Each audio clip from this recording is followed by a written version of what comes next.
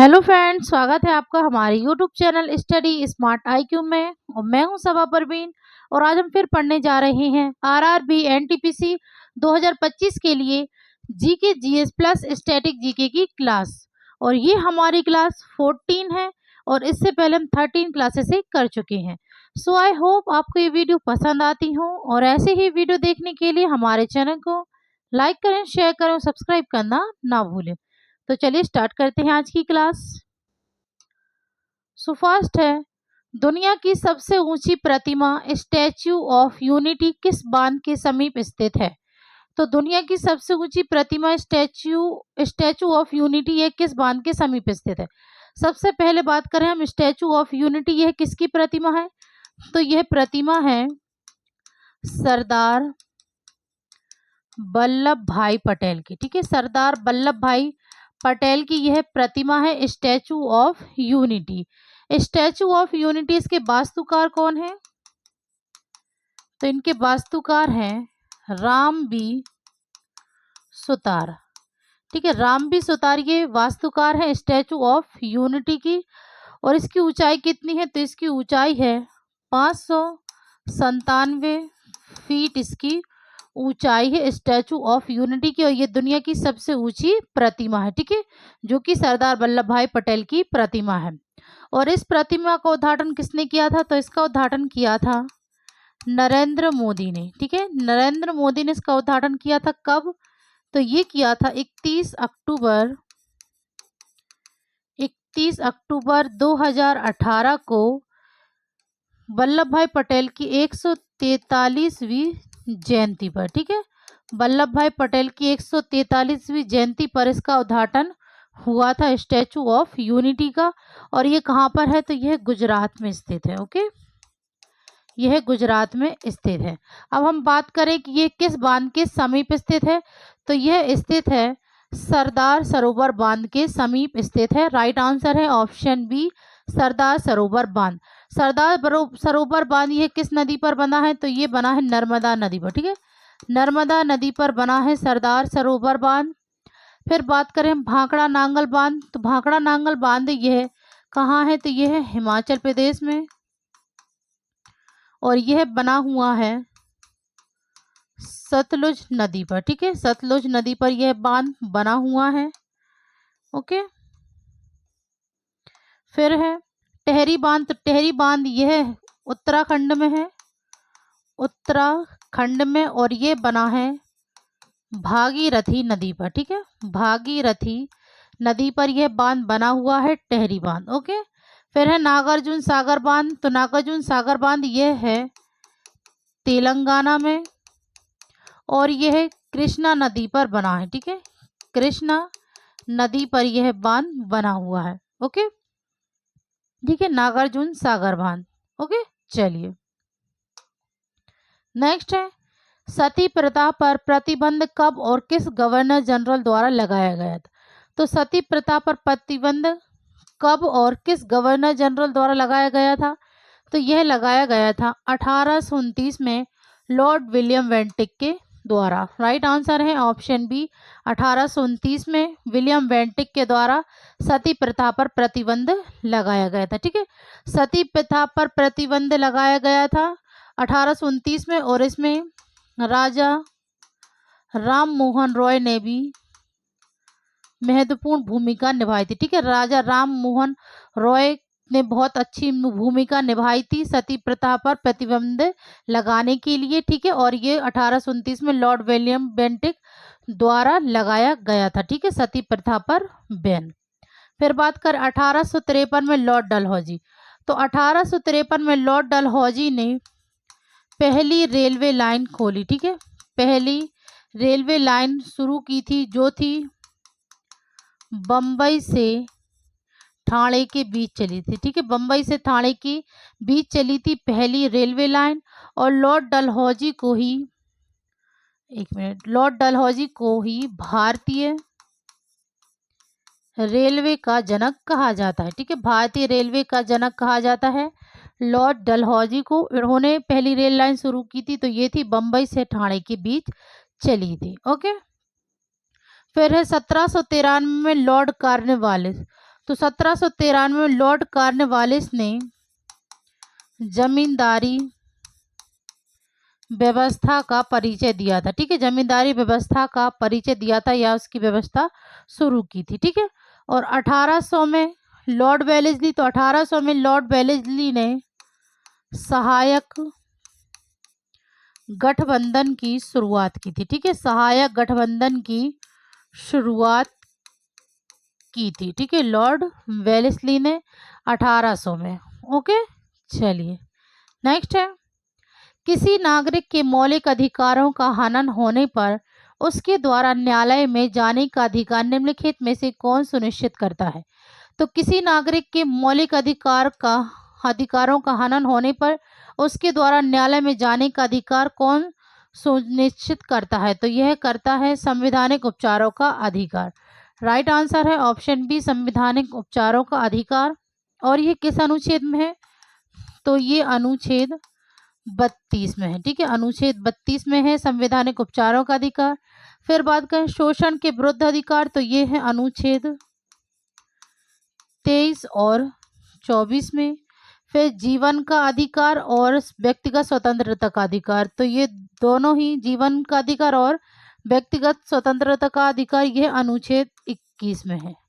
Okay, चल next है, भारतीय स्वतंत्रता संग्राम के दौरान प्रार्थना समाज की स्थापना किसने की? तो भारतीय स्वतंत्रता संग्राम के दौरान प्रार्थना समाज की स्थापना किसने की थी? तो प्रार्थना समाज की स्थापना किसने की थी? आत्माराम पांडुरंग, गोपाल हरि देशमुख, या ईश्वर चंद्र विद्यासागर, या केशव चंद्र सेन ने? तो प्रार्थना समाज की स्थापना की थी आत्माराम पांडुरंग। ठीक है, राइट आंसर है ऑप्शन ए, आत्माराम पांडुरंग ने। और इन्होंने प्रार्थना समाज की स्थापना कब की थी? तो ये की थी 1867 में। राइट आंसर है ऑप्शन ए, आत्माराम पांडुरंग। फिर हम बात करें ऑप्शन में गोपाल हरि देशमुख, तो गोपाल हरि देशमुख ये है लोकहितवादी थे। ठीक है, लोकहितवादी नेता के रूप में इन्हें जाना जाता था। फिर बात करें ईश्वर चंद्र विद्यासागर, तो ईश्वर चंद्र विद्यासागर के प्रयास से ही, ईश्वर चंद्र विद्यासागर के प्रयास से ही 1856 में भारत सरकार ने विधवा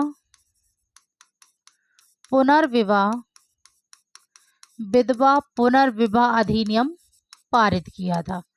ओके, फिर है केशव चंद्र सेन, तो केशव चंद्र सेन इन्होंने 1864 में मद्रास में इन्होंने वेदांत समाज की स्थापना की थी। ठीक है, वेदांत समाज की स्थापना की थी। ठीक है, केशव चंद्र सेन ने। ओके, एक मिनट रुकना। ओके, 1864 में उन्होंने वेदांत नहीं, वेद समाज की। ठीक है, यहाँ पे थोड़ा कन्फ्यूजन हो रहा था मुझे। तो 1864 में मद्रास में वेद समाज की स्थापना की थी केशव चंद्र सेन ने। ठीक है, चलिए नेक्स्ट है, गुरु केलुचरण महापात्र जिन्हें 2000 में पद्म विभूषण से सम्मानित किया गया था, भारत के निम्नलिखित में से किस शास्त्रीय नृत्य के प्रतिपादक हैं?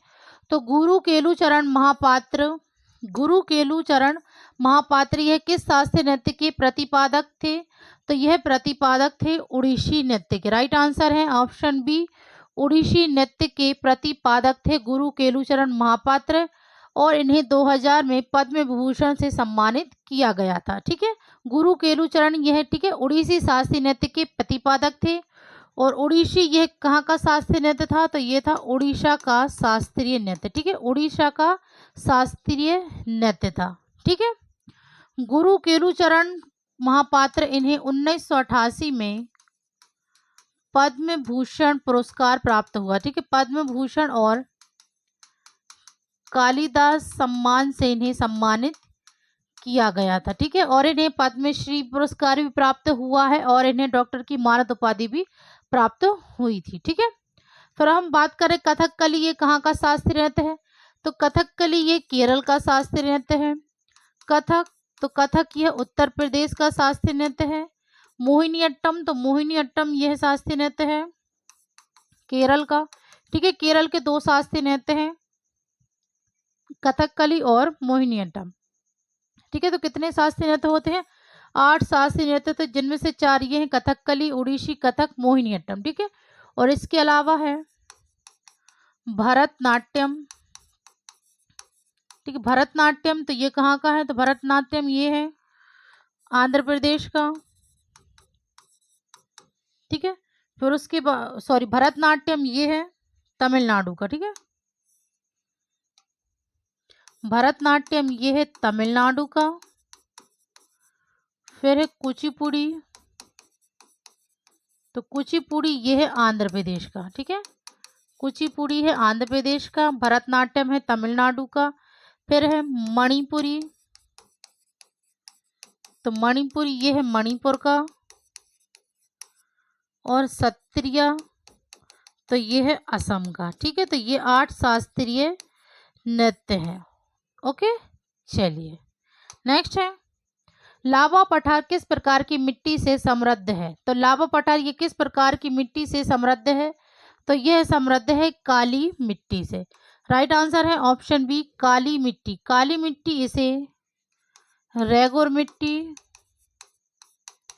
रेगुर मिट्टी और कपास मिट्टी भी कहा जाता है। ठीक है, कपास मिट्टी के नाम से भी इसे जाना जाता है, काली मिट्टी को। ओके, नेक्स्ट है निम्नलिखित युग्मों में से कौन सा सही सम्मिलित है? सबसे पहला है दीवाने बंदगनी, तो यह फिरोज शाह तुगलक ने शुरुआत की थी, तो ये तो सही है। ठीक है ना, दीवाने बंदगनी फिरोज शाह तुगलक, तो ये सही सम्मिलित है। फिर है दीवाने मुस्तखराज, तो यह बलबन ने, तो ये गलत है। दीवाने मुस्तखराज की शुरुआत की थी अलाउद्दीन खिलजी ने। दीवान ए कोही की शुरुआत की थी मोहम्मद बिन तुगलक ने। और दीवाने अर्ज की शुरुआत की थी बलबन ने। ठीक है, तो इसमें से सही आंसर है ऑप्शन ए, दीवान ए बंदगिनी, जो कि फिरोज शाह तुगलक ने शुरुआत की थी। ओके, नेक्स्ट है निम्नलिखित में से कौन सी लॉर्ड डफरिन के वायसराय काल की एक महत्वपूर्ण घटना थी? तो लॉर्ड डफरिन के वायसराय काल की एक महत्वपूर्ण घटना क्या थी? तो ये थी भारतीय राष्ट्रीय कांग्रेस की स्थापना। राइट आंसर है ऑप्शन ए, राइट आंसर है ऑप्शन सी, भारतीय राष्ट्रीय कांग्रेस की स्थापना। ठीक है, भारतीय राष्ट्रीय कांग्रेस की स्थापना कब हुई थी? तो ये हुई थी 1855 में। और कहाँ हुई थी? तो ये हुई थी बॉम्बे में। ठीक है, 1855 में बॉम्बे में गोकुलदास तेजपाल संस्कृत महाविद्यालय में। ठीक है, संस्कृत महाविद्यालय में। ओके, इसकी स्थापना हुई थी। फिर बात करें रामकृष्ण मिशन की स्थापना, तो रामकृष्ण मिशन की स्थापना 1897 में हुई थी। और किसने की थी? तो ये की थी स्वामी विवेकानंद ने। ठीक है, स्वामी विवेकानंद ने इसकी स्थापना की थी, रामकृष्ण मिशन की। फिर है ढाका में मुस्लिम लीग की स्थापना, तो ढाका में मुस्लिम लीग की स्थापना 1906 में हुई थी। और यह नवाब सलीमुल्लाह के नेतृत्व में हुई थी। ठीक है, नवाब सलीमुल्लाह के नेतृत्व में मुस्लिम लीग की स्थापना हुई थी 1906 में ढाका में। ओके, फिर जनगणना की शुरुआत, तो जनगणना की शुरुआत हुई थी 1872 में। ठीक है, 1872 में जनगणना की शुरुआत हुई थी।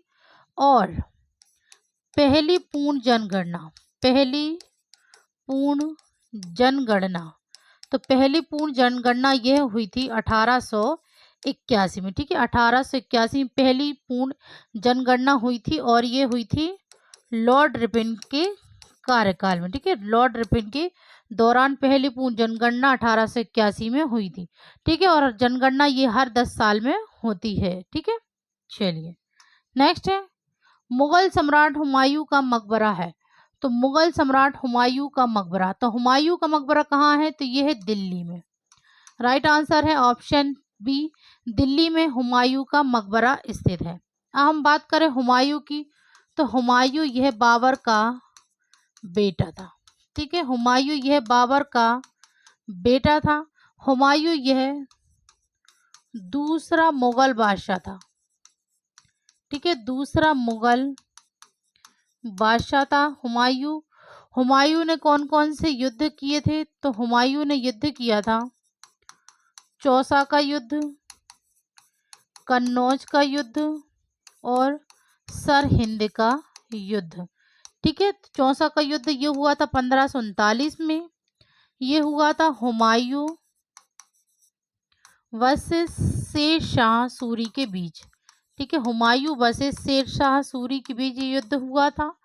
फिर कन्नौज का तो ये हुआ था 1540 में, हुमायूं वर्सेस शेर शाह सूरी के बीच। ठीक है, फिर सरहिंद का युद्ध तो ये हुआ था 1555 में। ठीक है, 1555 में सरहिंद का युद्ध हुआ था और ये हुआ था हुमायूं वर्सेस सिकंदर शाह सूरी के बीच। ठीक है, सिकंदर शाह सूरी के बीच ये युद्ध हुआ था। ठीक है, चौसा, कन्नौज और सरहिंद के युद्ध किए थे हुमायूं ने। ओके, चलिए नेक्स्ट है, निम्नलिखित में से कौन सा देश क्षेत्रफल की दृष्टि से भारत का सबसे छोटा पड़ोसी देश है? तो इनमें से कौन सा देश है जो कि क्षेत्रफल की दृष्टि से भारत का सबसे छोटा पड़ोसी देश है? मालदीव, नेपाल, बांग्लादेश, अफगानिस्तान। तो सबसे छोटा पड़ोसी देश है तो ये है मालदीव। राइट आंसर है option B, Maldives. Okay, next है, मन्नार समुद्री राष्ट्रीय उद्यान की खाड़ी का क्या महत्व है? तो मन्नार समुद्री राष्ट्रीय उद्यान खाड़ी का महत्व है तो यह भारत का पहला समुद्री बायोस्फीयर रिजर्व है।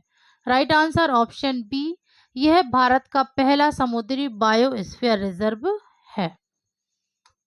नेक्स्ट है, संविधान 44 या संविधान 44वां संशोधन अधिनियम 1978 द्वारा, तो संविधान अधिनियम 1978 द्वारा निम्नलिखित में से कौन सा अनुच्छेद हटा दिया गया था? तो 44वां संशोधन अधिनियम 1918 द्वारा अनुच्छेद 31 को हटा दिया गया था। ठीक है, राइट आंसर है ऑप्शन ए, अनुच्छेद 31 को हटा दिया गया था। अनुच्छेद 31